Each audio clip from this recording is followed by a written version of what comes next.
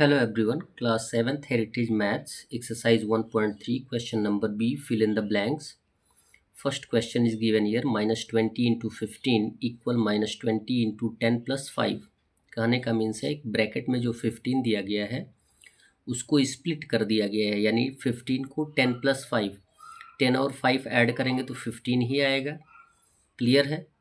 और इसको आपको बताया गया है कि ओवर मल्टीप्लिकेशन जो होता है, over distributive property of multiplication over addition का जो टर्न आता है, -20 से एक बार 10 में मल्टीप्लाई कर देंगे, फिर -20 से 5 में मल्टीप्लाई कर देंगे, जितना आएगा आंसर वो करेक्ट हो जाएगा। तो ये हो जाएगा -20 इंटू 10, प्लस का सिंबल है तो प्लस का सिंबल देंगे, -20 इंटू 5, यानी कॉमन से प्रत्येक टर्म में मल्टीप्लाई कर दिया जाता है। क्लियर है।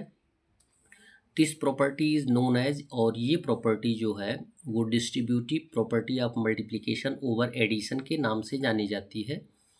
और यदि यहाँ पे माइनस का सिंबल होता तो वह हो जाता ओवर सब्ट्रैक्शन।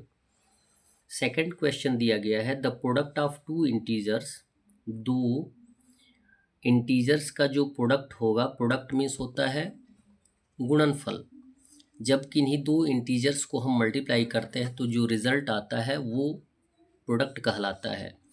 जब हम दो इंटीजर्स को ऐड करते हैं तो जो आंसर आता है उसको हम सम या टोटल कहते हैं। जब हम दो इंटीजर्स में सब्ट्रैक्शन यानी माइनस करते हैं तो जो आंसर आता है उसे हम डिफरेंस कहते हैं। दिया गया है, the product of two integers remains unchanged if they interchange their places. कहने का मीन्स ये है कि किसी भी दो इंटीजर्स का प्रोडक्ट सेम आएगा यदि हम उनको उनके प्लेसेस को इंटरचेंज न करें। तो उनको हम किसी भी ऑर्डर में रखकर मल्टीप्लाई तो कर सकते हैं, लेकिन उनके नंबर में कोई चेंजिंग नहीं आना चाहिए, इंटरचेंज नहीं होना चाहिए। क्वेश्चन नंबर थर्ड दिया गया है, the product of any integer and zero is always zero. किसी भी इंटीजर में जीरो से मल्टीप्लाई करने पर हमेशा आंसर जीरो ही आएगा। क्वेश्चन नंबर 4 दिया गया, the product of any integer and 1 is always the integer itself. एक कंडीशन और दिया जाता है, किसी भी नंबर में 1 से मल्टीप्लाई करने पर सेम नंबर आता है, यानी प्रोडक्ट सेम होता है। क्वेश्चन नंबर 5 दिया गया है, एडिटिव आइडेंटिटी क्या होती है? ज़ीरो होती है। एडिटिव आइडेंटिटी जो होती है वो ज़ीरो होती है, वाइल 1 इज़ मल्टीप्लिकेटिव आइडेंटिटी, जबकि मल्टीप्लिकेटिव आइडेंटिटी कितनी होती है? 1 होती है फॉर इंटीजर्स।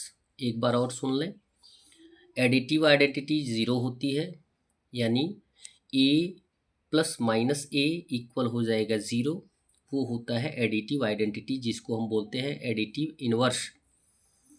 क्लियर है। और 1 का जो टर्म होता है वो होता है मल्टीप्लिकेटिव आइडेंटिटी, यानी किसी भी टर्म में 1 ही आना चाहिए।